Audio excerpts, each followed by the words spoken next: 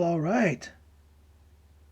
We got a supersized Smackdown. Really? What was that? Supersized? It felt like a regular Smackdown. What was supersized about it? Uh, no, no. Is this WWE's test run to stretch SmackDown to 3 hours? Yeah, 2.5. Maybe it'll be so bold as to push it to 3 hours next week. Yeah. Well, let's get into this SmackDown. Was it as bad as last week? Was it as bad as Raw? Going to AEW, was it bad as Rampage?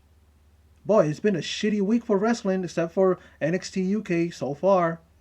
Well, let's talk about the rundown and thoughts, or my rundown and thoughts for SmackDown for 16th of October 2021.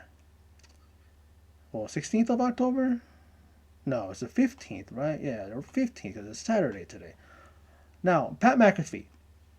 He really needs to rid himself of that tone in his voice where he gets gruff and deep, like he's doing his version of Christian Bale's Batman.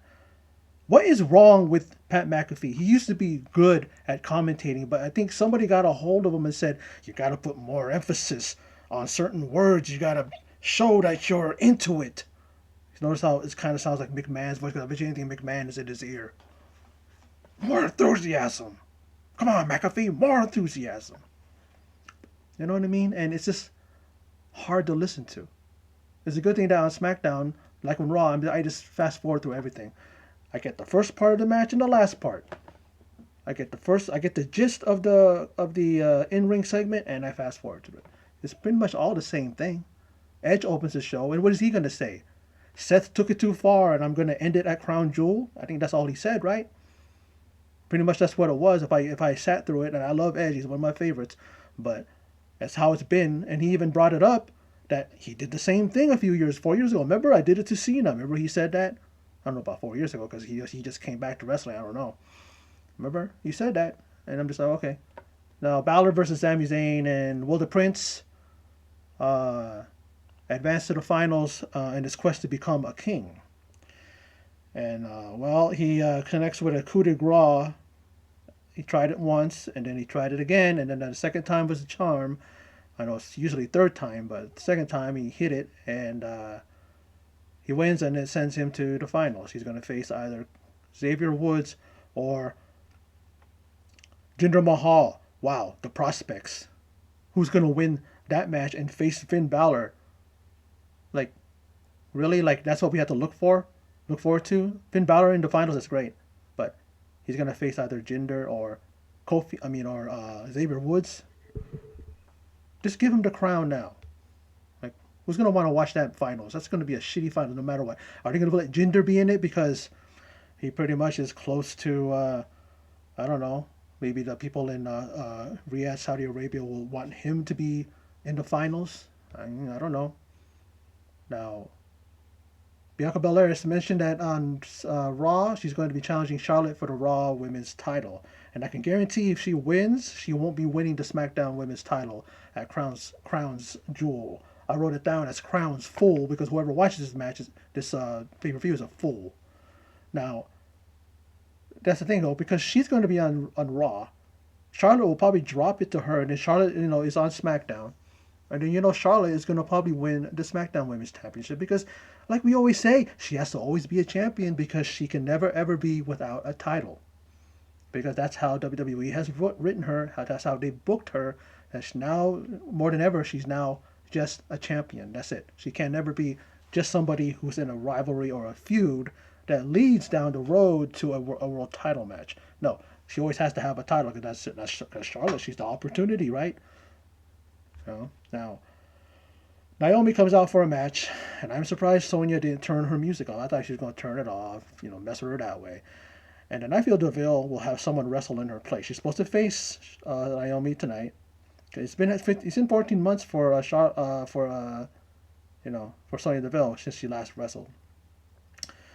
And then it's her, and then it's Shayna Baszler, and okay, so predictable because it's like, will she let Shayna do the work, and then what do you call it? Sonya gets the pinfall and like that. I'm like, going, watch, it's gonna happen, and I was right. It's like such garbage, this feud is it's garbage as well. There's no reason behind it. There's nothing. There's no kind of like backstory or going back to a match or an incident like a few years ago where Naomi did something to Sonya Deville. And even Michael Cole said, he goes, what does Deville have against Naomi? And I'm like thinking, yeah, Cole, just like the rest of us, we want to know that too, because who really gives a fuck about this? I love Naomi, but she's stuck in this thing. What's up with that? Like, it's just shit writing. Like, what are you doing, WWE? Every single damn week. Now it's affecting, like I said, week in, week out. It's Raw is infecting SmackDown now.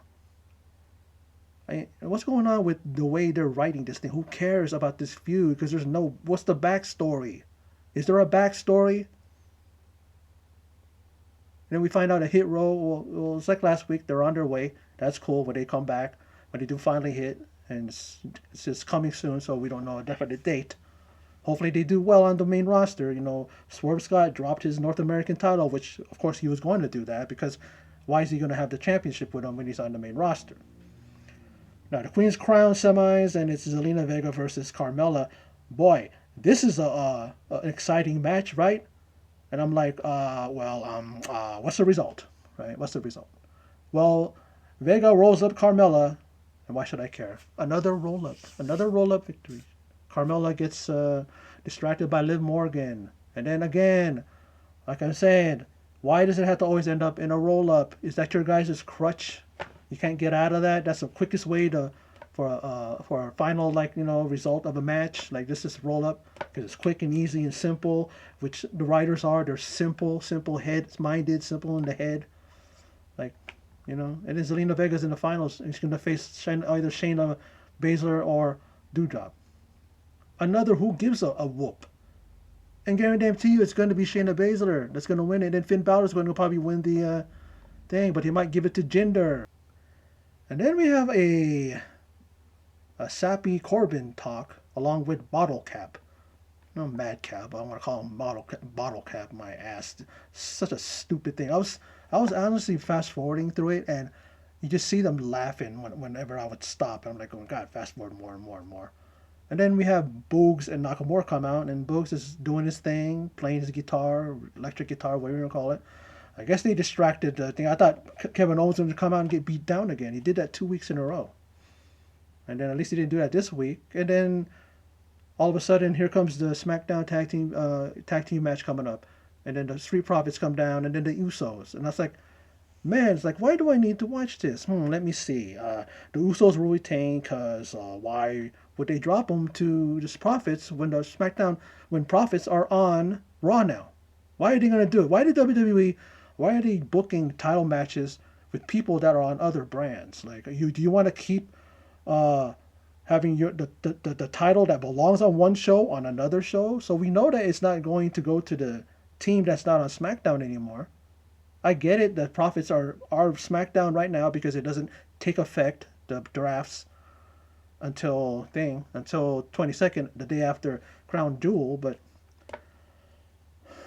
boy. And then Pat McAfee, again, his voice. What's up with his voice? You can tell that he's trying too hard to have that type of a voice that's into the thing, and he's like this, whoa, like this, and I'm going, what are you doing? Are you trying to clear your throat? Like, you hear Michael Cole do it, but he does it naturally. I mean, I think that he needs to calm down, and he needs to find his voice, not try to force his voice to sound like he's into it. Like, I'm telling you, I'm guaranteeing you, McMahon, maybe even Stephanie McMahon are in his ear all the time, going, you gotta be enthusiastic, you gotta get into it. And then he's just on the fly going, oh, let you know, the souls. He does it like that. His voice. I'm like, well, what are you doing? Just be natural. Just be natural, dummy. Like, why are you forcing your voice to be like that? It doesn't sound good. It sounds awful. Very annoying, very grating. You know. It's a good thing that I choose to do that nowadays, is to fast forward through matches and stuff like that, because it's like, I don't know if I can stand 15, 20 minutes of listening to him. And if it's a women's match, it's 2 to 3 minutes. They've gone back to the days of the Diva days where they only give them a few minutes match. It's like, oh yeah, enough. So much for the women's revolution, which died about a few years ago. Because they don't even give them anything. Yeah, they give them a main event slot here and there, but it doesn't. There's no what do you call it to it. There's no special feeling behind it anymore. Oh yeah, they got a main event. Okay, what a big whoop. You know what I mean? Now, Becky Lynch, man, yuck. I mean, man, her voice is grating. And of course, I skipped her like I did to her man Seth Rollins. Seth Rollins was on. I'm skipping it, and you see that as I'm DVRing, fast forwarding it, I can see that stupid smile on his face, that dumb look. And then when I stop at the end, he's serious Seth Rollins after being a court jester, for the duration of his thing. And then all of a sudden, he's as serious as a knight, serious as a king, kind of thing. You know what I mean? Like, well, why? Like, why is it that you do that, and then all of a sudden you want to turn it on and be serious? Like stupid, man. I'm so tired of him. I'm tired of her. And Sasha versus Becky for the first time in 2 years, and then Bianca's at ringside. Oh boy, I could care less. I could care less. But Becky lost, so that's good. We see Becky Lynch get distracted by Bianca. Bianca pulls her arm down as she's hanging over the apron, and then Becky Lynch, she gets hit into a what do you call it? Into a bank statement. And then she loses the match. And I gotta tell you, man, I love to rip SmackDown apart. I don't get it. It wasn't as bad as last week, but it ain't any good. And I'm surprised I'm saying that because I would say that about Raw. Oh, it wasn't as bad as last week, but it's still awful.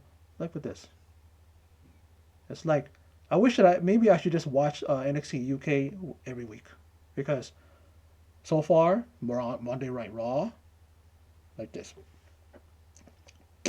And then NXT 2.0 is like this. NXT UK like that. Rampage. AEW Rampage. And then SmackDown. It's like this. Slowly but surely, by the time I'm done with this thing, it's going to be like this. Universal Championship contract signing. And then McAfee's droning, unlistenable voice just continues. It's like, why is Michael Cole giving him more of the commentary time than he does? Because his voice is starting to get really annoying. I long for the days of just Michael Cole and Corey Graves. Even though Corey Graves can annoy me at times, but at least his voice is consistent and it's actually listenable. And like I said earlier, did someone backstage or even somebody in his ears telling him, you need to do it like this, you need more enthusiasm, you need this, and constantly, and maybe that's what's making him do that. And you can tell it's like on the fly when he's doing that. It's not like it's rehearsed or thing. It sounds like he's doing it because someone's telling him to do it, and it's forcing him to get too over the top when it comes to his commentary. It's like, But then we see Brock Lesnar, after Roman Reigns signs it, he doesn't even look at it. Does that, signs it. Roman Reigns is like, you're a fool. What are you doing?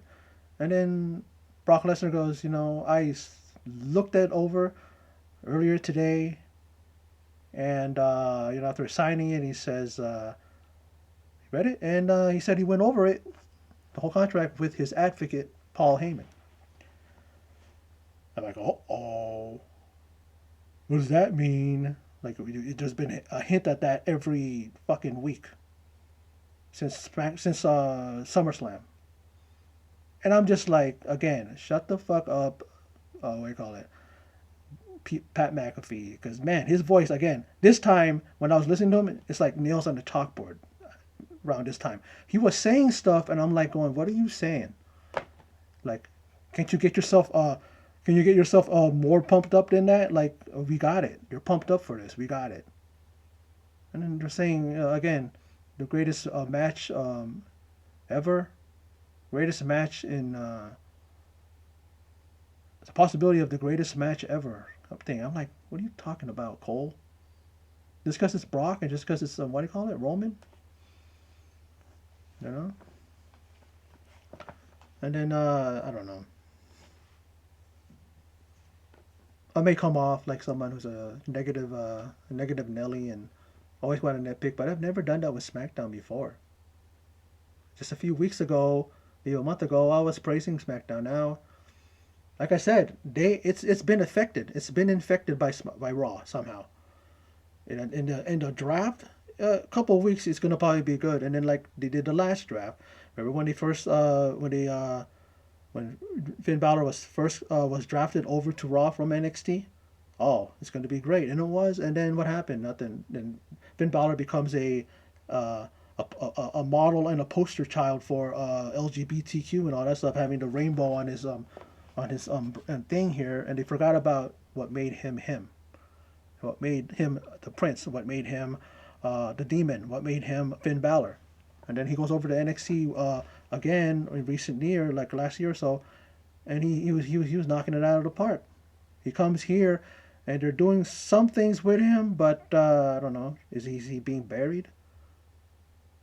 Who cares about the King of the Ring? He wins the King of the Ring. That's just an accolade that he can add to his string of things that he's picked up, championships and all that stuff. But is it really going to mean anything? They've done nothing with the King of the Ring since it stopped being an annual pay per view, where they got a pay per view. I mean, they should have did a pay per view. How come they didn't do that at Crown Jewel? One set of matches for the King of the Ring, a tournament in one day. Same thing with the Queen's Crown. But God forbid they do that because they still are kind of iffy about looking at women. I think one or two. I think they have what, 2 matches? Isn't that like a record for holding women's matches in in Riyadh in Saudi Arabia? Because you still have that ancient thought of not looking at women's skin and stuff like that. That's why when you have Lacey Evans and Natalia wrestling, they were practically in long sleeve pajamas. You know what I mean? Like they were fully covered, and it couldn't have been comfortable for them. It was an honor, yeah, because there are women wrestling in a country like that. But I think it was in a different place because I think they said it was like the first time or something like that. And I think it was in another place in Iraq, wherever they were, Saudi Arabia. But could have did that. I guess that's the reason why they have the King of the Ring thing there, because of the fact that it's going to be on Crown Jewel, and it's in they're wrestling in front of, who is that, the guy, the Prince of Saudi Arabia, or the King, whatever he is. I don't know. I complain too much. I know. I got it. I complain too much. But like I said, if I see something that is as bad as SmackDown's been and all that, and Raw and all that, I'm gonna complain. Don't fucking tell me not to complain when it's something to complain about. Like I've said in the past, these shows, Raw, SmackDown, whatever, will not get better if you don't listen to people that complain about it, because that's the only way you can, what do you call it, that you can get better, is someone gives you constructive criticism or just straight criticism, and you look at that, you hear that, and you go, okay, I guess we got to try and see if we can change this, and then maybe the fans will like it. But then Triple H and some other people in the company go, the fans need to stop complaining, something like that. Really, Triple H, really, Shawn Michaels, you guys who want to say that we can't complain, or they're tired of us complaining. Also, we're supposed to just accept everything, right? We're supposed to just take all the shit that you shovel, and what we're supposed to do. We're supposed to let you force it down our mouths, right? It's just ridiculous, man. But anyway, that's my video. So for those of you who stopped by, checked it out, appreciate it. And in closing, as always, take care. Garbage.